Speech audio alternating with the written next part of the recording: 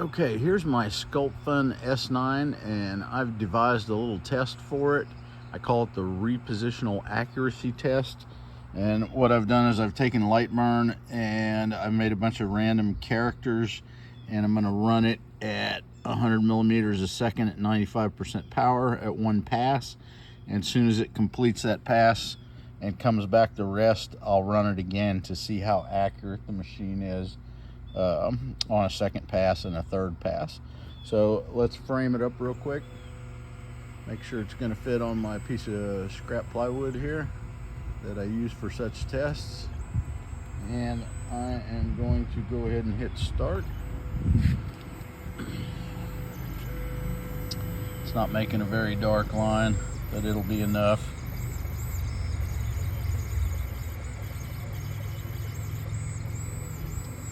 It's kind of hardly legible, but it's enough for this test.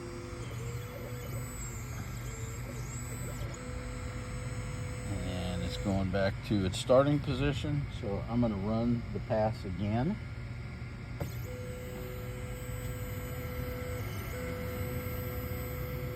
And it looks good.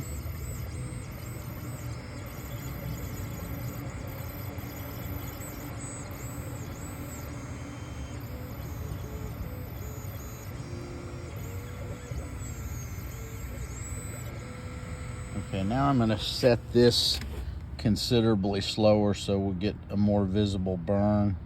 Let's set this to 50 and 95%, and let's hit start again. And we're getting a very consistent burn.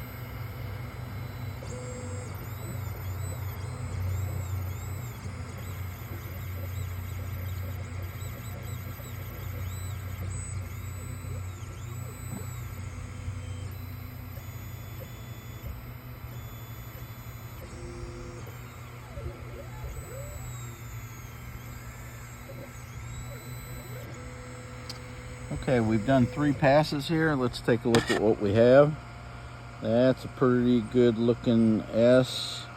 I made a little crescent or parentheses, and this was just a squiggly line that I drew. Looks pretty good.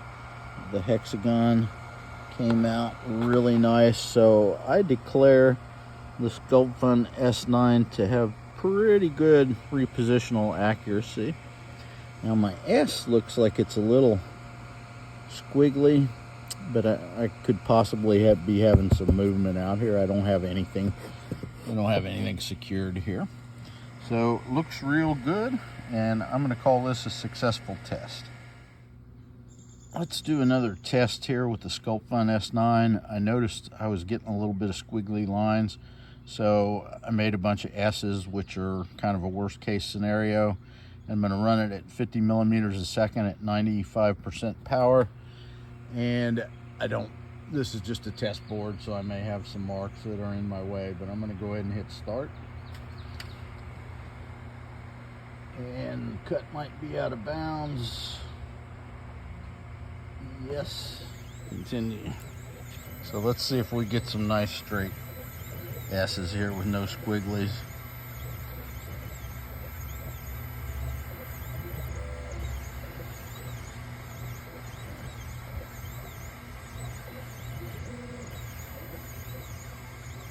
And again, like I said, I am getting into some other marks I did on another test. That's okay. It's just a piece of scrap wood. All right, those look really good. I don't see any evidence of any squiggly nonsense going on. On the smaller one here, you can see it's a little squiggly.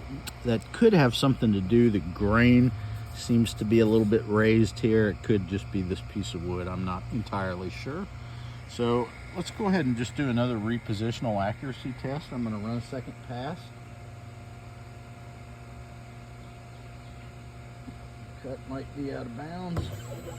Here we go. Let's see if it hits it in exactly the same spot. Sure looks like it did.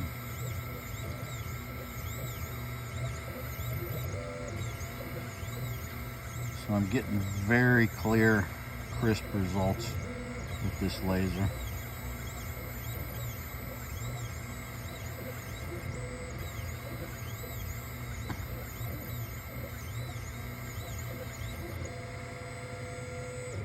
And I have just noticed something.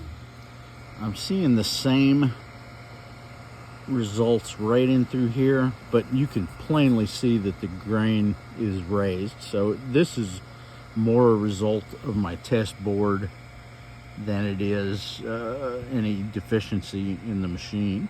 So repositional accuracy on this machine is great, and especially with a lot of curved surfaces. So that is a major plus. There are a lot of machines that can't pass this test. You would be surprised.